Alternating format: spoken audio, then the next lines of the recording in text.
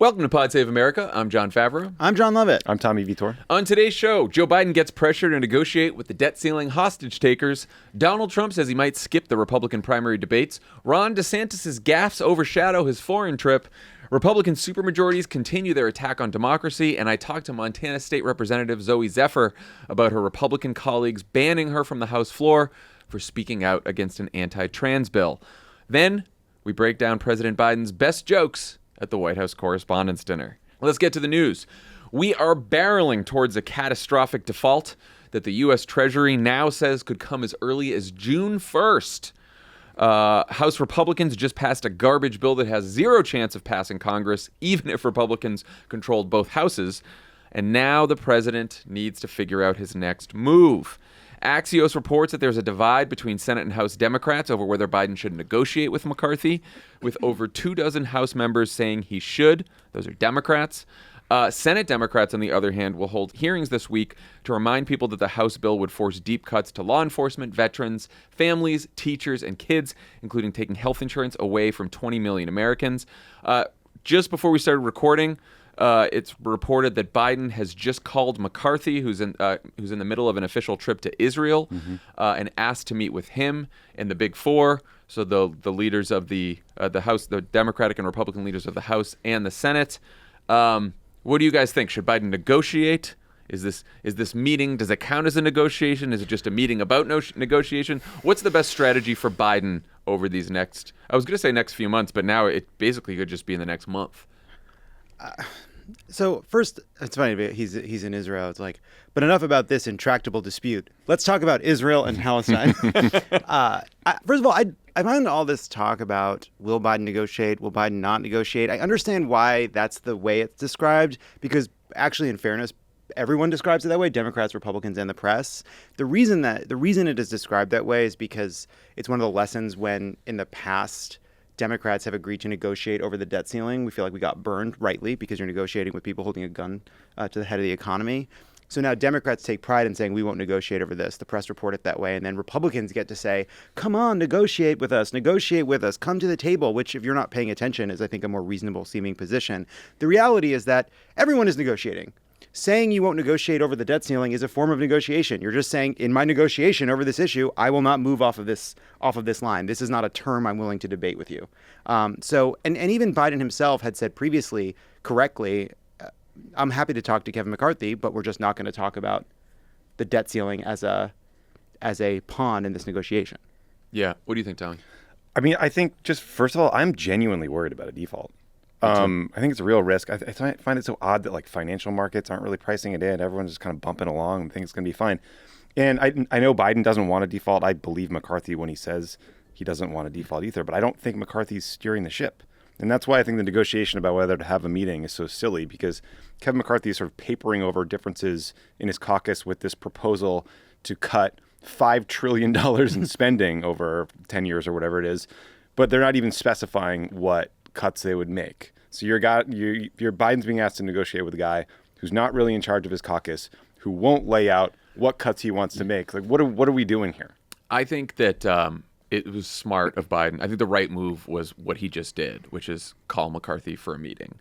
I think what he'll probably say is, I'm still not going to negotiate over the debt ceiling. I will negotiate over the budget. There is a budget process that's going to take place. We have to fund the government by the fall. I think the smart thing to do for everyone would be to punt the debt ceiling, do a temporary increase in the ceiling and punt it to past the government funding deadline. And then if you want to argue over the budget and shut down the government, no one wants a government shutdown, but it would be a lot less damaging than a catastrophic default that would basically destroy the global economy. Yeah, people should just... So, yes, people should understand. So there's two deadlines. Mm-hmm. One is sometime in June. It keeps moving around. Janet Yellen just doesn't know how much money she has in her checking. Mm-hmm. But she's trying to... We've all been there. So at some point in June, the government runs out of money, catastrophic default. September 30th, the current government funding runs out. And so by September 30th, they need to negotiate just a spending bill so that the government stays open so that there isn't a shutdown. And because the two sides are at a very clear, there's no Venn diagram overlap between clean debt limit, won't negotiate, and no clean debt limit, must negotiate. The idea is you punt and you say, we will never negotiate over the debt limit. but we'll negotiate over government funding, and the debt limit increase will be included as part of that. The challenge is one is in June and one is in September. These people are real deadline freaks. So they'd have to either get this done by June or more likely in good faith agree to an extension. But Kevin McCarthy, as you said, doesn't really have power over his caucus because the only reason he had trouble passing what would be a draconian and destructive spending bill is because for a lot of his caucus, even this didn't go far enough. And I think McCarthy, if it was in private meetings with Biden, could probably throw out there, hey, how about a short-term extension, or agree to a short-term extension, and then make most of his caucus swallow it. A lot of Republicans will vote against it, but if he does, Republicans and Democrats, I think that there's a good chance he doesn't lose his speakership just by going with a temporary extension to punt it past the government funding deadline. Yeah. And then Biden can say he didn't negotiate over the debt ceiling because he's doing it in the budget. McCarthy can say they still have the leverage over Democrats to extract concessions and cuts around the budget process, and then everybody wins and we don't all default. And I just think for the White House's purposes, if you can get past this silly debate about whether or not to have a meeting or a negotiation and get to the substance of what these cuts would mean, which is what Chuck Schumer wants to do, let's talk about means testing Medicare and what that would do to people in this country. Let's talk about the fact that McCarthy wants to repeal all the clean energy tax credits in the IRA, the big climate change bill that just passed. And they want to take away funding for the IRS that actually will make the government money in the long term, right? Which is why they've been very reluctant to include that, to really spell that out, because it hurts their deficit numbers. Yes. Because it actually would raise money by going after $200 rich million, $200 billion over taxes. 10 years. Yeah. Yeah, it takes it also just... Government shutdowns are terrible things and they cause a lot of harm, but it is nothing compared to the harm of a debt ceiling, of hitting the debt ceiling. And so it does move it back into the realm of normal politics and a kind of normal debate. It moves it back into the realm of normal crisis, yes. Normal fiscal crisis. I know. Well, if I'm ranking them, it's like bad government shutdown, way worse default, way worse repealing all the climate change measures we just put in place and watching the planet burn over the next decade. So not a lot of good options here. Yeah, I do wonder. Default might be even worse. I mean, yeah. Default is, I'd rather have a default, I think, than IRA go away. I don't know. Well, None of this is good. I don't want either. And I think we can hopefully avoid either. I do like, we were talking about this a couple of weeks ago, whether or not McCarthy passing this dumb message bill, and which is like, it's a message bill, but twist, all the ideas are unpopular. Right. So we passed a message bill that makes us look terrible. But whether or not McCarthy passed this, the fact that he did makes him a little stronger. He'd have been much more weak if it hadn't passed. He would have had to pass a clean extension. I don't know that, but regardless, this was always ending in the same place. Whatever is going to pass both the House and the Senate, it will probably pass the House with more Democratic votes than Republican votes. So McCarthy has to be able to propose something on the House side that will not cost him his speakership, but will likely have a lot of Democrats behind it. And to me, like, whether or not you may get a clean extension, but there also might be some other fig leaf or some other thing he gets, something along the lines of what, like, the Freedom Caucus, the Problem Solvers Caucus is looking, some commission or control on spending or some reduction during the interim or some concession that just gets you out of this impasse McCarthy into the government funding. He took the biggest victory lap for passing one bill that I've ever seen, one of the most unpopular bills he could have passed. But anyway. I will say too, I think that if Joe Biden is going to go down the path of I'm definitely not negotiating over the debt ceiling, which I think is the right option, he should have in his back pocket a unilateral option, whether it's mint the coin, whether it's the 14th Amendment, whatever it is, because I think we will get closer. We're going to get much closer to default, I think, than we were in 2011, because I think that Democrats were actually willing to allow Barack Obama to offer some concessions around the debt ceiling in 2011 before we were all burned by it. I think the Democratic caucus at this point will not let Biden do this. Well, it's also a little bit, these Republicans, it's like the Nixon thing. It's like some of them are playing crazy. Some of them really are crazy. Mm-hmm. Some of them want to hit the debt limit. Yeah. They do not want to raise it. Some of them have no idea what the fuck it is. And so which is why they don't care. The thing I worry about is you get into a situation where the closer you get to a debt limit debacle, the fewer options you will have to get out of it with reasonable steps, and the more your hands will be bound by whether there's something that is untenable to Republicans that they simply won't support, untenable to Democrats that they simply won't support, and you end up with a situation where everybody would have rather avoided the default, but there's literally no option at the very last minute to get you out of it, right? And so it does start to get... That's why you need an option at the end. Everyone put your money in your Fun. mattresses. Yeah, exactly. One person who's been uncharacteristically quiet about the debt ceiling drama is Donald Trump, who made some news at a rally in New Hampshire when he announced that he's officially swapping Sleepy Joe for Crooked Joe. Big news. No. The real news was when he said he might skip the Republican primary debates altogether. Let's listen. Nixon and Reagan and Bush number one, others. No, they didn't debate in the primaries. They didn't debate. I mean, seriously, you look at the boards and you see these things, 1%, 1%, 2%, 1%, 3%, and you look at these numbers and we're at 60 and 70%. Why would you do that? You want intelligent people, don't you, to be running your country? So, obviously, if Trump skipped the debates, it would be terrible for the content business. But would it be smart for Trump? Do you guys think he's really threatening to skip debates, or is he just using this for leverage to get the venue, the hosts, the time and place he wants? Because normally, I mean, you do often see front runners either want to not debate or want to debate less, but Trump is not your standard front runner. He is an attention seeker above all else. Like, he's a front runner who's currently wailing on Ron DeSantis, his distant opponent, all day, every day. So I wonder if he's really would skip these events if they occurred, because I don't remember 2016 primary debates that well, but I remember him kind of dominating the conversation and dominating most of the events. Yeah, first of all, so he's doing a CNN town hall. It's in like this week, next right? week. Yeah, next week. Or next week. But that's just him. But a network he spends all day railing against or saying is terrible, but they come to him with a good opportunity, he's going to take it. I think it depends on where the polling is. If he's looking at polling where he's way up ahead, he might consider not going, but he also might see them do one that he's not a part of and worry that it's good for these guys that he's not there. He also believes he's won every debate he's ever been a part of. Mm-hmm. So I think he is using it as leverage, right? Saying you won't go puts you in a pretty good position, but I don't know that whether he's bluffing or not. I think he gets to make the decision as to whether or not to debate if he thinks it's good for him 5 days before. If he was doing this with Joe Biden about general election debates, I would say, yeah, he's bluffing. He's trying to extract some concessions here. I just wonder, I think there's very little risk for him in actually skipping these Republican primary debates because, a couple things. Who in the Republican Party and Republican media is actually going to criticize him for skipping the debates except for the other candidates running? And to the extent they do criticize him, how many Republican voters will actually hear it? This guy now he is an attention seeker, but he gets more attention than any of them. They're having trouble breaking through anyway.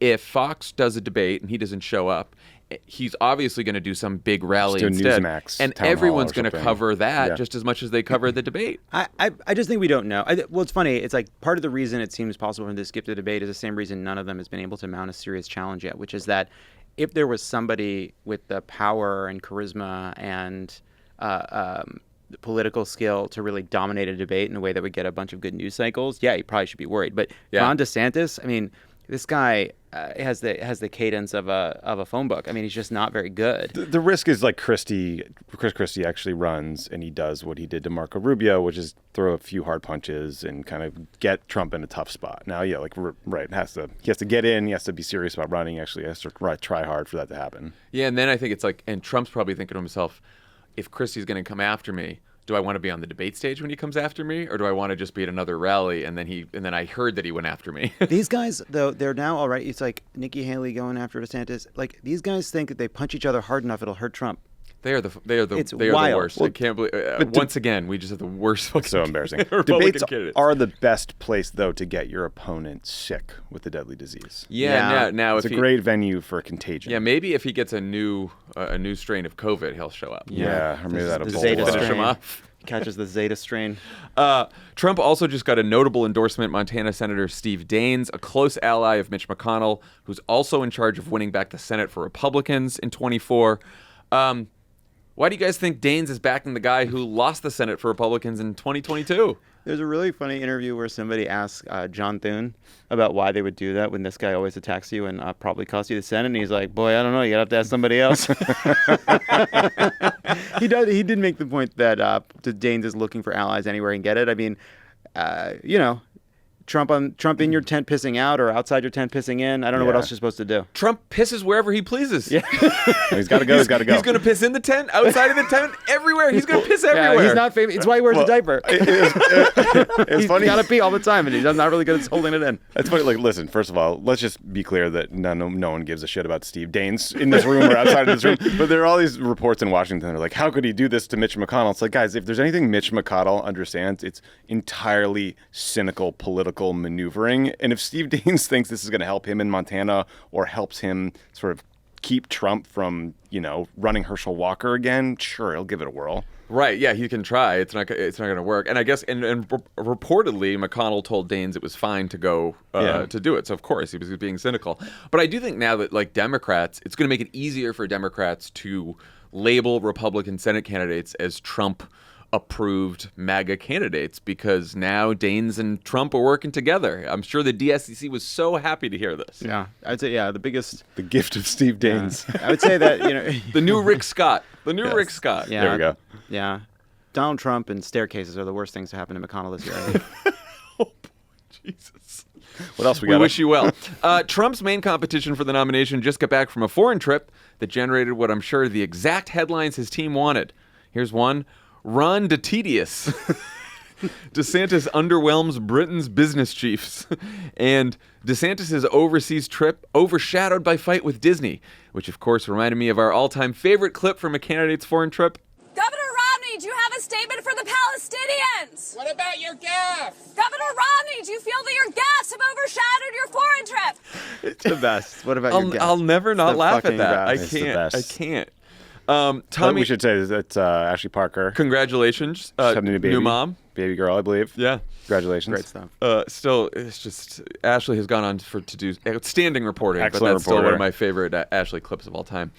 Tommy, did Ron DeSantis' gaffes overshadow his foreign trips? It's so yes, they did. It's the readout, like the nicest thing someone said about him in the meeting of British leaders was like he came across well, but the second nicest was he was fine. Here's the other quotes about him. Looked bored, stared at his feet. He looked spent.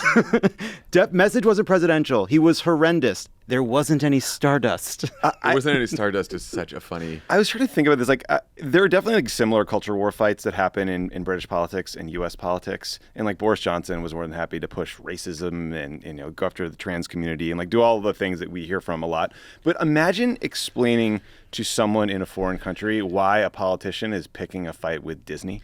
Like, it must be so Which confusing. is popular to not them. just in the United States, but all over the world. Globally. It might be one of the most popular companies in the entire well-known planet, and on the beloved entire brands. planet. Yeah, it's like what? Yeah, that's what you do. Also, there's just something about the way DeSantis is going about this. Like, I must establish my foreign policy bona fides, and so I'm going to go on a foreign trip, and I'm going to talk to all the important people in other countries. Like, what planet are you on? Also, Ron DeTedious was just sitting right there for Donald Trump. That's pretty good. It's That's better pretty than DeSanctimonious I or don't think either. DeSanctus now. I don't know. I don't think we've done it yet. None of them are great. None of them are I great. still like pudding fingers. I like pudding I'm fingers. a pudding fingers guy. Sure. DeSantis also went to Israel and when they're in this sort of massive fight over the future of their democracy too, and he just sort of walked right into it. What was he doing in Japan? Dan Dan and I were trying to figure that out Thursday. He went to Japan, South Korea, the UK, and Israel, and I think in Japan at least he got a head of state meeting. Like it's historically, I think conservative party there, and the U.S. conservatives have gotten along. I think the Asia swing is like, hey, look how tough I can be on China and talk about defense spending. And then you go to the UK to, I don't know, stand in front of Big Ben and take a pretty picture. And then you go to Israel to make the evangelicals like you. None of it went perfectly. No, I would say not. His super PAC is also running a new 60-second quasi-announcement ad called Winner in the early states and nationally. Here's a clip. When the world lost its mind, when common sense suddenly became an uncommon virtue, Florida was a citadel of freedom for our fellow Americans. Our rights are not granted by the courtesy of the state, but are endowed by the hand of the Almighty. Florida is where woke goes to die. We insist on the restoration of time-tested constitutional principles so that government of, by, and for the people shall not perish from this earth. We will stand firm in the faith. We will be courageous. Here I stand. I'm not backing down. His voice is so annoying. And then So I annoying. went to Disney World and they didn't clap. He's so shrill. Really Tommy, terrible. you just returned from the free state of Florida. I did. Did you find any woke there, or was it all dead? Well, you guys were. Just corpses of woke along the side of the road. Well, you, just Goofy's dead body.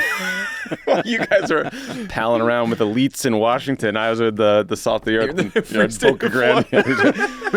That ad. So, like, it's a bunch of cuts of kind of a mediocre Ron DeSantis speech, and then they cut images of people watching Ron DeSantis speak. So my takeaway was, like, Ron DeSantis really likes to watch himself speak, and then it's 100% assumed knowledge. They were watching, again, this is an audio medium, so you're not seeing it, but they were watching Ron DeSantis speak with frames on the wall of headlines that just say, DeSantis is a big winner. Right. And then one guy's just watching on his phone. Like, that's the best image you can find? It is really interesting, right? Like, I don't know who this ad is for. It's not for, it is a very specific, where woke goes to die. Like, you don't know what that means if you're not really paying close attention. So this is an ad for, like, really, really... It's for Trump voters. Super engaged. Yeah. Super engaged voters. DeSantis curious. But even some of those voters, like when you say when common sense suddenly became an uncommon virtue, Florida was a citadel of freedom. How, Ron? You never tell us. It was You're talking about COVID, I assume. Yeah, I know. Yeah, our brains are broken by politics, so we know. We know. But that, Tell the voters.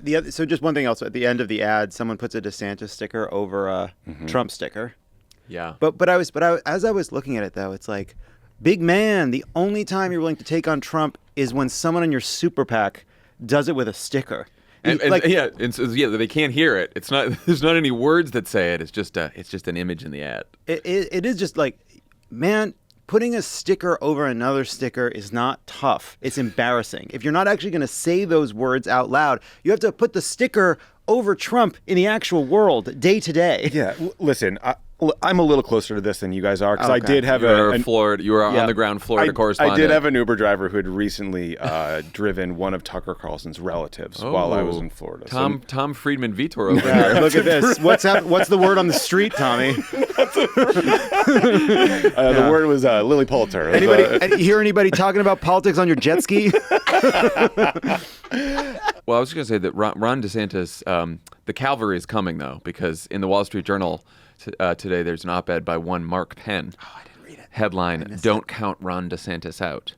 And the advice that Mark Penn gives to Ron DeSantis is basically become 1990s era Bill Clinton. Sure. He says, the governor needs to shift from being the king of anti-woke pro-lifers to being a responsible leader of character and competence who can fix the budget and right the economy.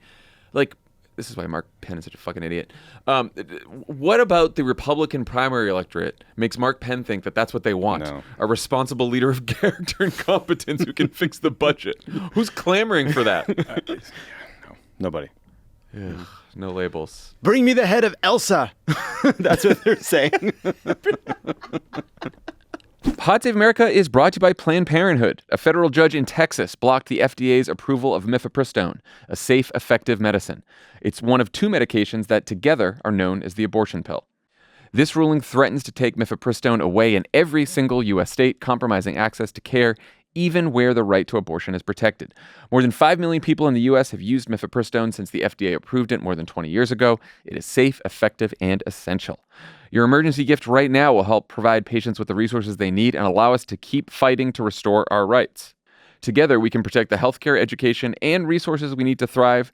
Donate today by visiting PlannedParenthood.org/future. Pod Save America is brought to you by ZipRecruiter. Did you know there are 20 million college students in the U.S.? I did not. And millions of them will be graduating soon. Wow, it's almost graduation season. Wow. Commencement season. It's commencement Exciting. times. That's good news for hiring managers because if you need to hire, it means there will be a lot of fresh talent to choose from for your open roles. We got some. We should Yeah, we do. There's some should good send ones. someone to these colleges, you know? Yeah. Good idea, John. Start recruiting. How can you stand out to attract top talent first? The answer? Of course, ZipRecruiter.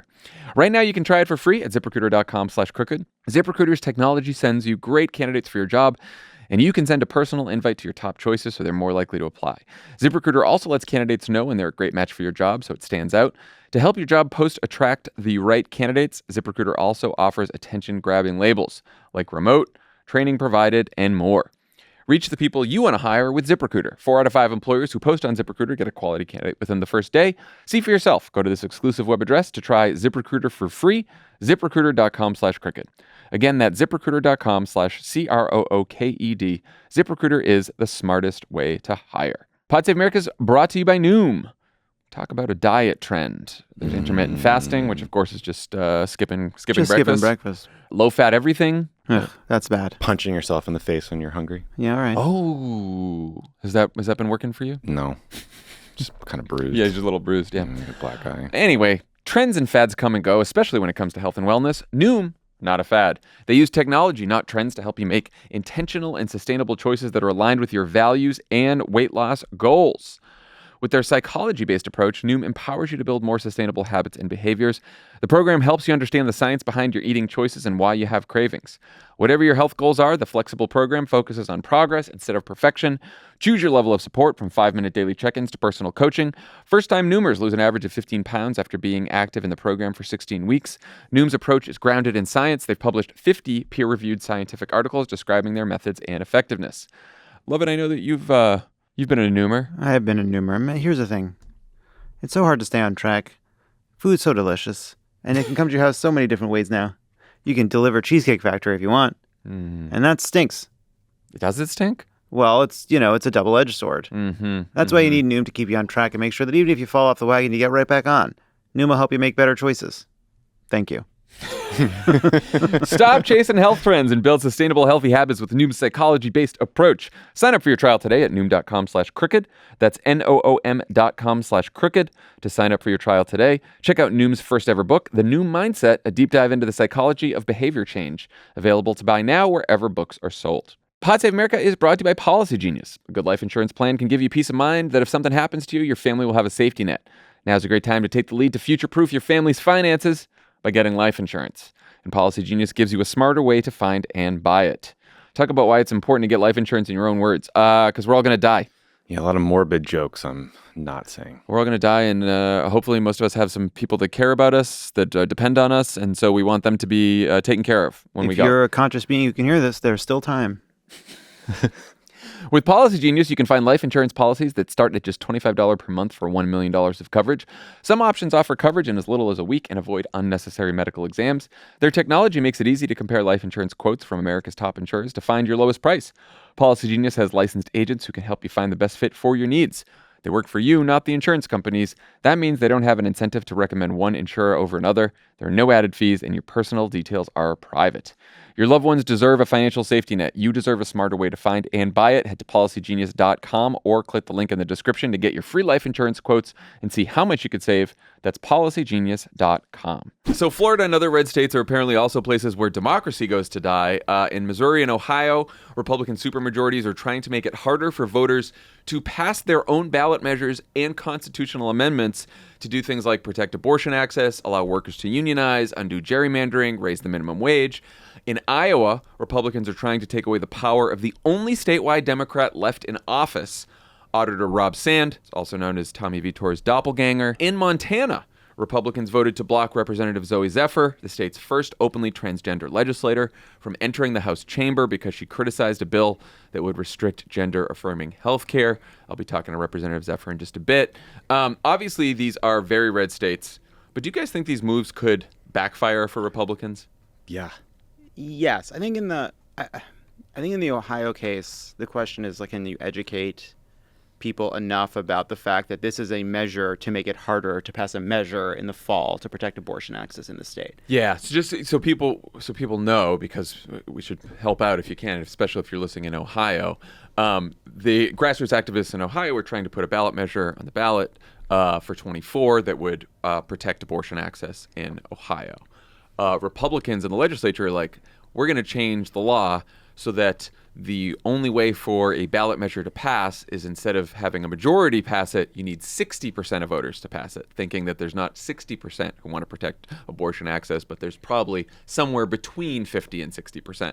So they're doing that in Ohio. In Missouri, they're saying that you can't put a constitutional amendment on the ballot unless 5 of 8 congressional districts approve, and the congressional districts are all so gerrymandered that that would require all deep red congressional districts to approve. Right. So basically, what that means in Missouri is it's 50-50 if you're a Republican, but 57 if you're a Democrat, because you won't win all those districts. I will say, I do think it's a little bit of be careful what you wish for, because if they don't think abortion is 60-40 in Ohio, they should probably figure out why they think they're so much more Republican than Kansas. Because in Kansas, abortion was it was a 60-40 issue, and if it's a 60-40 issue in Kansas, it's a 60-40 issue in Ohio. So we need to fight this thing, but also they want to raise the threshold. That's fine, but I don't think that would mean that Democrats are out. But also, in order to raise the threshold, I should have said, that has to be a ballot measure. And so that has to pass. And that's going to, if Republicans pass it through the legislature, that will be on the ballot in August of 2023. So the challenge will be getting people to come out to vote for what seems like a technocratic ballot measure that's about raising a threshold to 60%, when in reality, it's about telling people in Ohio, if you want to protect abortion access, if you want to make sure that this isn't a right-to-work state and let people unionize, if you want to raise the minimum wage in the future, Medicaid protection, anything that might come in the future, you have to go out and defeat this. And so that's going to take a lot of organizing. Yeah, it's gonna have to become a very, very similar to the Wisconsin Supreme Court race, a campaign to educate the majority in Ohio that would surely want to protect their ability to pass those measures by 50. Hopefully you can convince more people, or more easily convince them, that changing the rules in the middle of a game is unfair and a ridiculous thing to do. But there is this broader extremism narrative that's happening in states. I mean, you mentioned some of these things. We talked about the 6-week abortion ban in Florida that's wildly unpopular. I barely understand what's happening in Missouri because the way it's sort of been reported, but Missouri is now telling adults that they have to go through 18 months of therapy before they can receive gender-affirming health care. Not kids, not teenagers, grown adults. The state is telling you can't get healthcare you want. Now, I'm sure a lot of women listening are like, yeah, that's what they've been doing about abortion rights for many years. This is not new to us. But in that instance, I think the Republicans would make a political argument that they are talking about the viability of a fetus and not the individual receiving the care. In this case, you're just telling an adult, you can't get a surgery you want. Well, they've been doing that too. I mean, don't say gay in Florida. They lied and said, oh, this is just about kindergarten to third grade, and you liberals are crazy, and then it's now all the way up through high school. And then Rob in Iowa, right? So he's the only statewide elected official in all of Iowa. He's really good at his job. He is, before he was elected to be auditor, he was prosecuting white-collar financial crimes, including this wild conspiracy to rig the lottery. That was really interesting. You can read about. But so the Republican governor of Iowa hates Rob Sand because he released a report detailing how her office had misspent about $500,000 in federal money. So they're changing the rules. The Iowa Republicans are passing a law to limit what information he has access to him. Which is his job. He's the auditor. And to require him to get permission from the agencies he's trying to audit before he can audit them. So these Republicans in the Iowa House are proactively pro-fraud, waste, and abuse. That's the message. I do think that it's both the right thing to do and the smart thing to do for national Democrats to start lifting up these examples and weaving them together in a narrative. Because, and basically the argument is, when you give Republicans full control of government, this is what happens. They don't just pass bad legislation. They don't just pass legislation that takes away your freedom to choose, your freedom to read the books you want, etc. They take away your freedom to be heard, to be represented, to choose your representative, to change the laws. They rig the game. Heads I win, tails you lose. It's really extreme, and I think you get a big coalition of people against that. And Biden's been doing this a little bit. I mean, he by inviting the Tennessee reps to the White House, lifting up their story about how they were thrown out of the body for protesting or standing with protesters. I think it's telling a broader extremism story. Politico has a great piece about how Biden and the Democrats are planning to make the red state book bans central to the 24 campaign. You guys think that's a smart move? Yes. Yeah, it Yes. polls insanely well. Wait, hold on. No. But the book ban as a symbol of this sort of larger extremist tendency and this anti-democratic tendency. It's just everyone agrees. And we've been talking about this for a very long time. These Republicans got themselves into a bit of a moral panic and a bit of a mania, and they went way too fucking far across the board. And they talk only to each other. We hear so much about the liberal bubble. The conservative bubble has led all these guys to embrace, and it is mostly guys, these incredibly unpopular positions. And they walk around like they're the antidote, and they're the ones representing some real and true America. What Ron DeSantis is doing is really unpopular. But banning books, telling people they can't serve, they can't come and do their jobs as representatives, telling teachers what they can teach. These are all incredibly unpopular positions. The book ban too. The book bans are such an easily accessible way to understand just how extreme these attacks are. Because even if you're not, like, if you don't pay attention closely to politics, if you don't follow political news, and you just hear that someone's banning a book that doesn't seem like any kind of an offensive book, you're going to be pretty pissed. You're like, what are these people doing? Even if you don't care that much about politics and you hear about book bans, you're going to be pretty pissed. Like, because what you're going to start saying is, these fucking people are weird. They're weird, and like, this is what they're focused on. Right. Like, I live a life. I look at, like, it actually is to me sometimes I think Democrats, we go on, we make this case, these Republicans, they're extremists, they're a threat to democracy, they're fascist, they're authoritarian. I agree with all that. But you go outside and the birds are chirping and the sun is shining, and we don't feel like you live in some fascist and dangerous place. This is the opposite of that. These guys are running around saying that gay people are going to come and they're going to fucking come and they're going to groom your kids at a drag bunch. Like, what are you talking about? What are you fucking talking about? You might talk about this later in the interview, but there was a Montana state rep who suggested she'd rather risk her child committing suicide than letting her transition. I know. Like, if that's not the most outrageous example of extremism and bigotry and hatred you could possibly lift up to make a political argument against this party, I don't know what is. It's wild.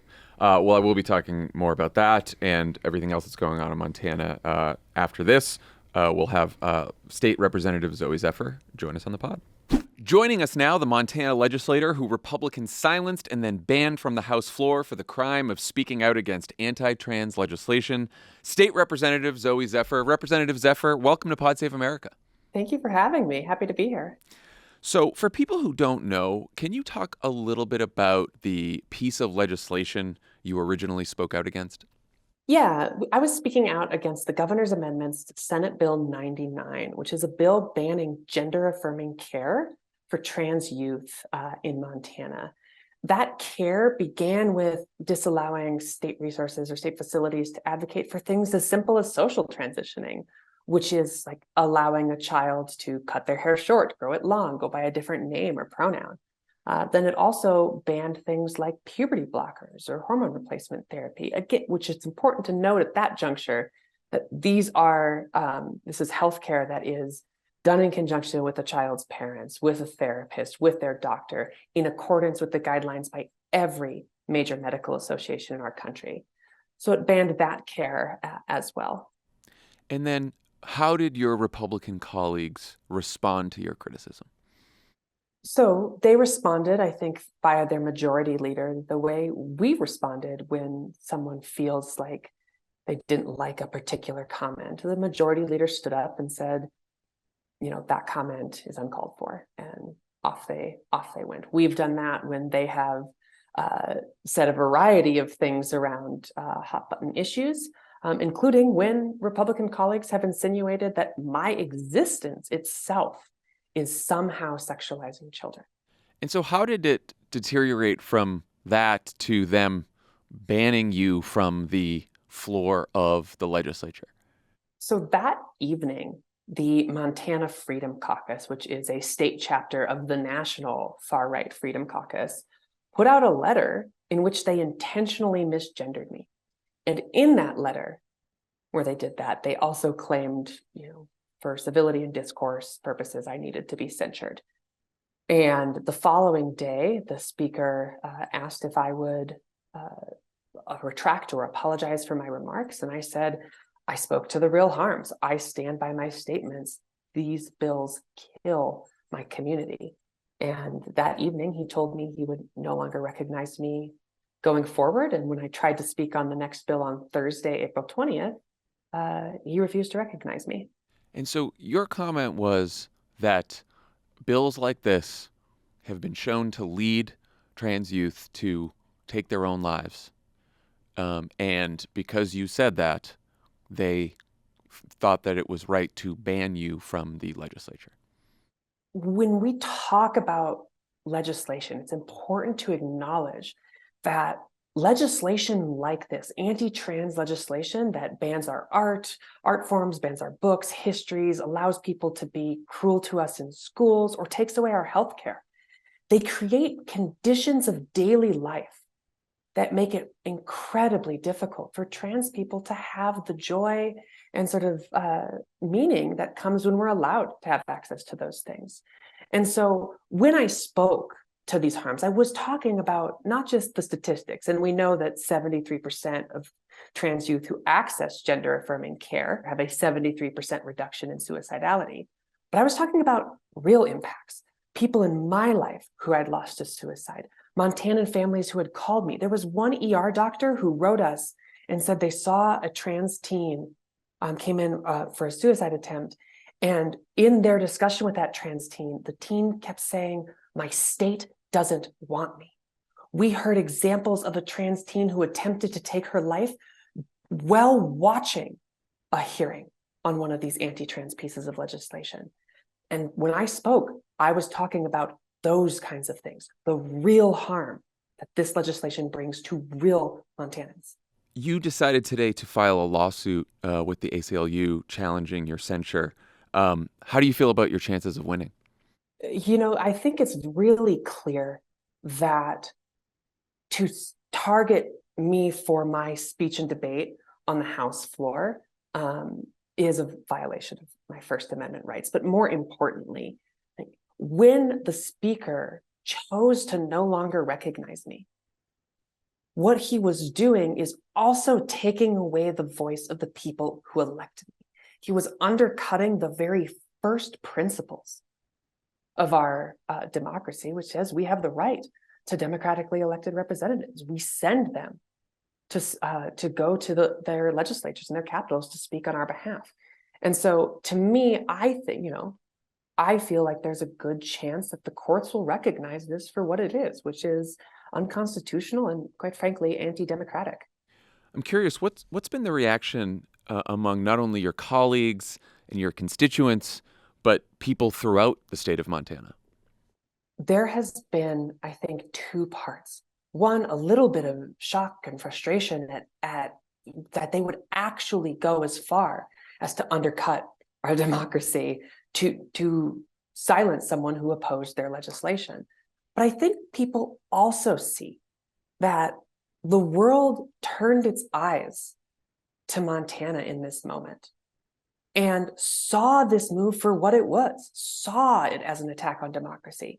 And the vast amount of people who have recognized that, I am getting emails and text messages and DMs, not just from progressives, not just from centrists. I'm getting conservatives coming to me and saying, you know what, I typically disagree with you, or maybe I even would have voted for that bill, or, military vets, all saying, but listen, despite all that, I see this for the attack on our democracy that it is. Republicans have honed in on the trans community in part because they think these tactics will work on Americans who have less understanding of the trans community, perhaps. Do you think that Democratic leaders in general, both in Montana and around the country, have a strong enough message to counter that? Are they doing enough to fight that? I will always say that there is more that can be done in defense of the trans community until the day that we don't see any of these attacks on our community. So there's always more on that side of things that can be done. But I think what we'll see is what we saw with gay rights, which is as people come to understand that trans people aren't boogeymen. We're your neighbors, we're your colleagues, we're your friends. As people come to recognize that, and more people have trans people in their lives, I think we'll start to see these bills fade away because they're not popular already. And the more people come to know trans people and understand us, the less popular they'll be. I saw that President Biden just met with the Tennessee Three, the lawmakers in Tennessee who were expelled. Have you heard from the White House yet? I have not, but I also have been in floor and meeting all day today. So if I have, and I don't know, I'm sorry. But no, I haven't heard anything that I'm aware of yet. Republicans with supermajorities in states like Montana seem to be taking these extreme anti-democratic actions more frequently. Do you think this will generate enough of a backlash to break the supermajority in your state? And have you been talking with other Montana Democrats about a strategy to sort of break the supermajority in Montana? How do you see that playing out both in your state and across the country? I think what we're seeing is that marginalized groups who are impacted the most by this legislation, whether that's me being targeted by anti-trans legislation, whether that is the Tennessee Three and people coming in and talking about gun violence and the impact it has on their communities, whether it's the American Indian Caucus in my state, who were one of the first groups to come to my defense, and they said, hey, this is targeting a trans person in a moment where the far right is targeting trans people. But remember, this is part of a long trend of targeting marginalized communities and lashing out when they rise up in defense of their community.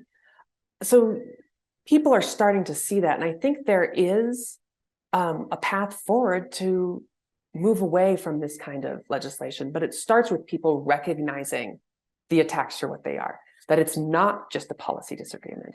It's an example of what will the right throw away in order to achieve an ideological goal. And what we're seeing in Tennessee, in Nebraska, in Oklahoma, Representative Mauree Turner, and here in Montana, is that they're willing to throw away first principles of our country. And that should be concerning to American citizens. And I think we'll see a shift because of that. What would you say to trans youth who are living in some of these deep red states and probably pretty scared right now?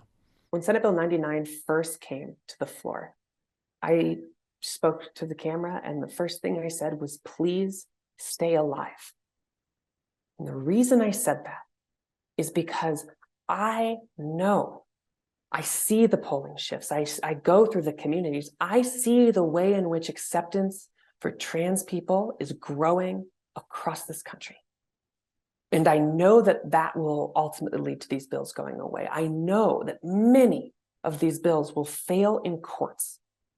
And so, for example, SB 99 in Montana, it goes into effect on October 1st. I am confident that it will go to court before that. And so what I tell trans youth is understand that, yes, there is cruelty here in this moment. And yes, it is very scary, but we will persevere and we will ultimately win in the end. And so have faith, keep your chin up, and stay alive.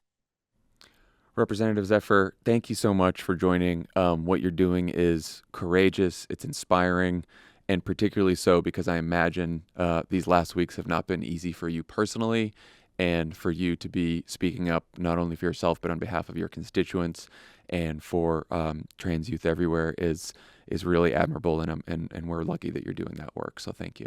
Thank you so much. It's easy to stand tall when you're on the right side of history. That's right.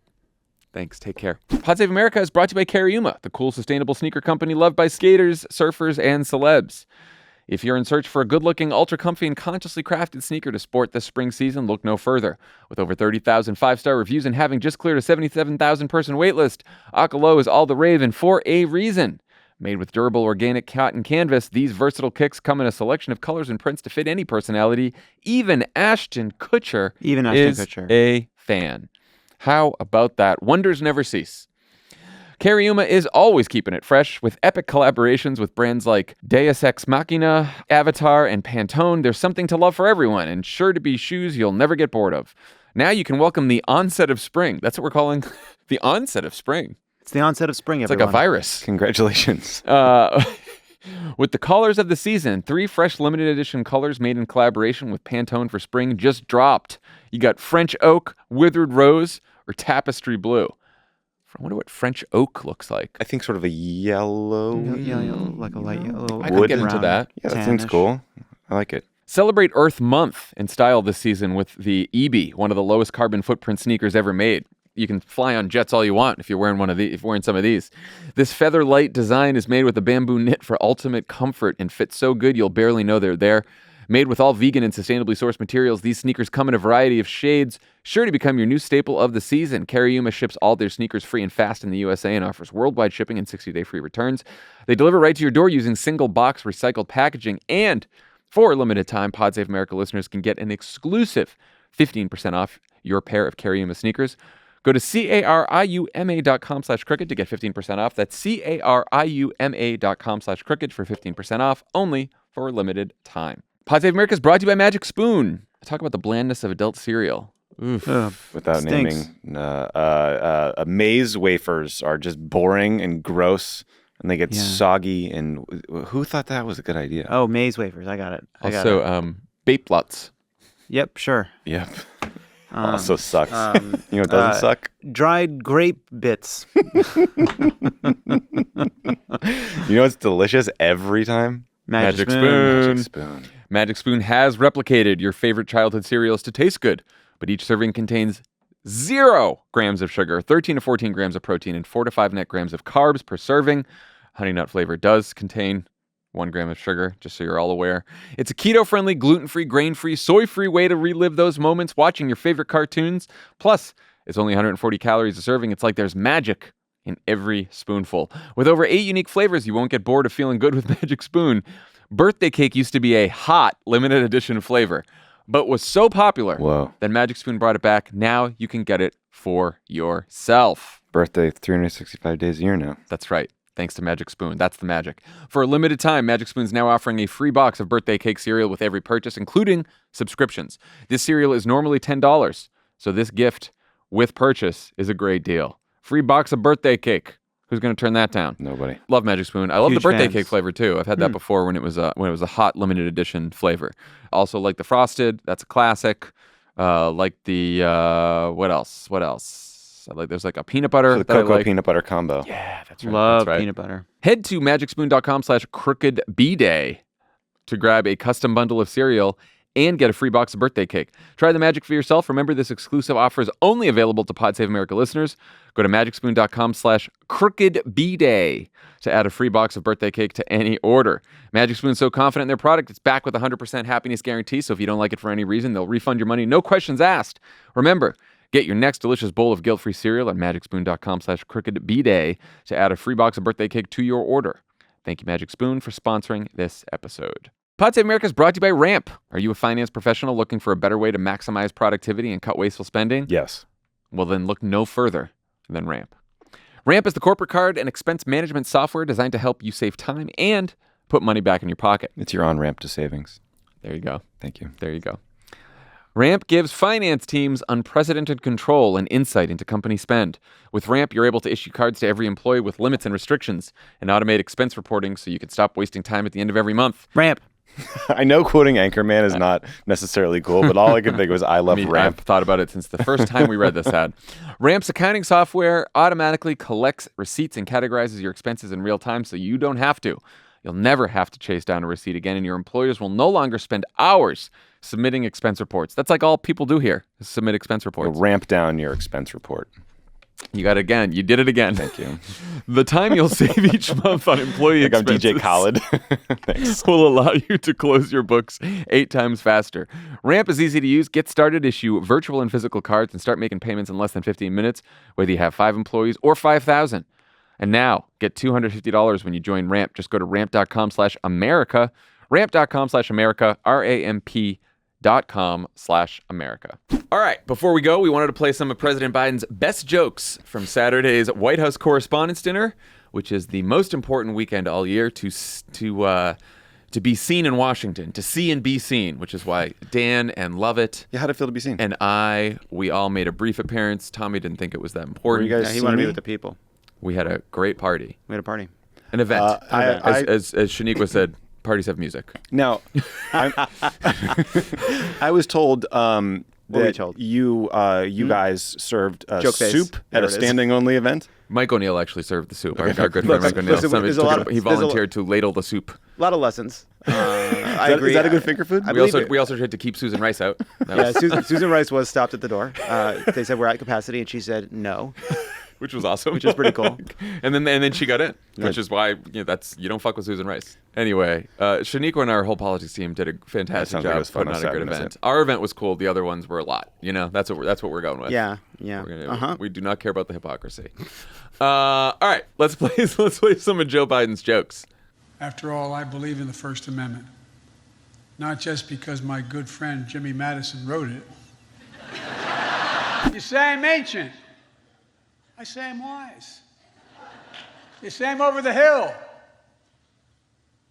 Don Lemon would say that's a man in his prime. I do think it's hard to listen to Joe Biden now and not hear the Tommy AI version of Joe Biden. Yeah, I get that. Yeah. A little easier to understand the Tommy one sometimes. I did think that, you always hold your breath a little bit when Joe Biden gets up there. His delivery was excellent. Excellent. I've talked about Joe Biden. Sometimes watching him speak is like watching a small airplane in a dangerous weather condition. He did fucking awesome. He crushed it. He did a really good job. He had some good Ron DeSantis jokes. Let's listen to those. At Ron DeSantis, I had a lot of Ron DeSantis jokes ready. But Mickey Mouse beat the hell out of me, got there first. Now look, can't be too rough on the guy. After his re-election as governor, he was asked if he had a mandate. He said, hell no, I'm straight. I'm straight. I'll give you time to think that one through. I would say that those Didn't jokes... need the time. Didn't need time. Didn't need time. Those jokes go in the category of incoherent but still work. Okay, I was going to ask you. The first one, it kind of seemed like an example of where you kind of tripping on the joke actually made the joke funnier. Because he said Mickey Mouse beat the hell out of me. It should have been right. Mickey Mouse beat me. To the joke. Right, beat me to the jokes. But that doesn't really make sense. I had jokes about Ron DeSantis, but Mickey Mouse beat me to them. Mickey Mouse hasn't made jokes about Ron DeSantis. Mickey Mouse has made a joke of Ron DeSantis. Oh, nice. It's to me like the joke math. Yeah. You know what I mean? But you gotta love a good mandate joke. Yes. It's a class. It's an oldie but goodie. It's surprising to hear a mandate joke from Joe Biden. Yeah, I enjoyed it. It felt like outside his comfort zone. Really stretching as a comedian. Yeah. I do think these last set of jokes were his best. Here, let's listen. It's great the cable news networks are here tonight. MSNBC owned by NBC Universal. Fox News owned by Dominion Voting Systems.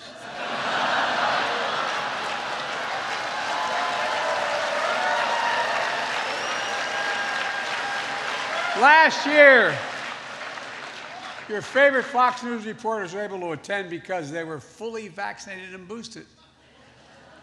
This year, with that $787 million settlement, they're here because they couldn't say no to a free meal.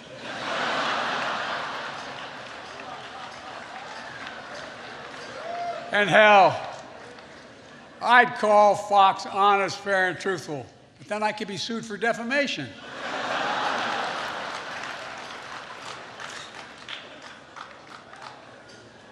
It ain't nothing compared to what they do to me. Look, I hope the Fox News team finds this funny. My goal is to make them laugh as hard as CNN did when they read the settlement. But then again, CNN was like, wow, they actually have $787 million? That was great. That might have been the best joke. That was the best joke. Yeah, so good. Just Fox always. You should get in there. I'm gonna get in there a little bit. Fox always gets it at that speech, and boy, has it turned out well for them over time. Yeah. I was watching the Fox table when he did those jokes, and the Ducey duo. Is that because you were sitting with Axios? I was home. I got home by then. I saw the Ducey faces too. They're like, and they did. Yeah, they looked annoyed, but then they did laugh at the CNN joke at the end, which is everyone wins. All their faces are pretty frozen by Botox. You're not gonna get much out of those. Any of those faces. He had a hard joke about Kevin McCarthy too. Like the last time he voted on something that hapless, it took 15 tries of a McCarthy speakership. Like I was like, all right, Joe. I know it took me a second to get that one. I was like, "What's he talking?" I was like, "Oh, the speaker vote." Yeah. But he nailed him. I thought he did good. We were talking about this before we were recording. Joe Biden has changed the setup so it's sort of a longer, serious section tighter set of jokes, and then you close again with more serious. And I thought that I remember hearing that he was going to do the serious stuff at the top, and I was like, oh, poor Joe Biden. Then yes, that's going to be tough to it's just tough to transition from something serious to humor. But it actually worked great. I mean, it was the right thing to do. He spoke a lot about Evan Gershkovich, the Wall Street Journal reporter who's being held captive in Russia, and press freedom in general. And he did a great job speaking about that. And then the transition into the jokes was the Jimmy Madison one, That's funny. which was perfect. It got a great laugh because it was just the perfect way out of the serious section. There's also just something fitting about Joe Biden.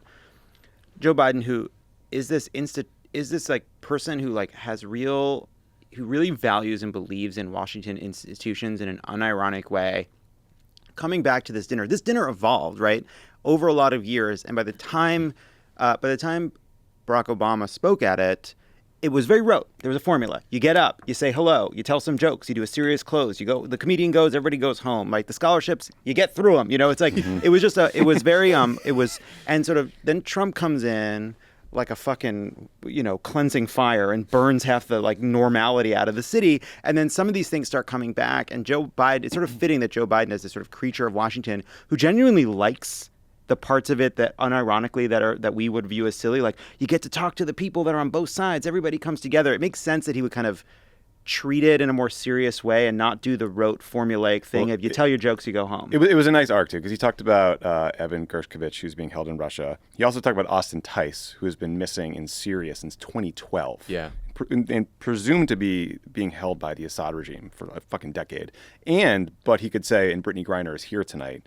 We got her out of Russia. We're going to fight like hell for the rest of them. So that was a nice arc to that story. But to your point, Lovett, about sort of the roteness of this dinner, I mean, it was remarkable reading the coverage of this White House Correspondents weekend from afar, reading about like the Property Brothers and the what's the really popular Bravo reality show? Vanderpump Rules. And then thinking back to like 4 years ago, all the sort of like self-righteous White House Correspondents Dinner rebirth stories about how it's now about a real commitment to the free speech, and we had a historian speak this year because we're all so serious. And it's like, oh yeah, all those problems are solved, gang. Hey, time to get the Bravo crew back. We were there. It wasn't any less weird in person. I'm sure. It's a real. It is a little bit like how. There's a lot of like competitive party hopping and talk. It's just like it's a lot. Yeah. It's a lot. Yeah. It's good. It's in and out. In and out. It is though. It's like, obviously, like, if the option is a politics so fucked up by a right-wing authoritarian president that the city can't do these kinds of things, and one where they feel kind of like they can get away with it. I prefer the one where they feel like they can get away with it. Listen, you nerds, have your fun. Have your weekend. Do whatever you want to do. I was there once. I had a great time. But like, You went more than once. I'm just thinking back to the You went a couple times in a row. The incredible like lesson. We learned our lessons. This was too opulent. We're going to recommit ourselves to the principles that built this dinner in the first place. Narratives from the Trump era. I know. Well, it's funny. It's also just sort of like, this is why people hate DC. I think it's low on the list. Yeah, I would say it's like that's a long I would say list. like insulin and housing prices probably higher up than the fact that, like, I don't know, a fucking Atlantic reporter got buddy with a member of Congress for 5 minutes at a bar. I get that people are rightly kind of uncomfortable with the fact that there are people that when the camera's off treat this like a game. When the cameras are on, they act like they're enemies. Like, I don't love that. But also, like, the stakes here are not as high as some people would claim. Yes. Yeah. And we will. I'll see you all hopefully at the cricket party next year. I mean, if you can snag an invite, it's a hot ticket. I gotta make sure I don't have a wedding overlap. Yeah, don't be in Florida. I don't know. I think something about Tommy not being there really gave it a good feeling. You guys have the best time when I'm not around. Wisconsin, it's DC. Where else I've been left out? I don't know. One more's a trend. It's a trend piece. You better clear your schedule. We missed you, Tommy. You were missed. Sure. People asked a lot about you. Yeah, right. They did. A lot of people. A lot. There's a lot of Tommy. We're not going to say it. Where is Tommy? But there was one person who was really interested in seeing Tommy. Really interested. All right. Time for the interview.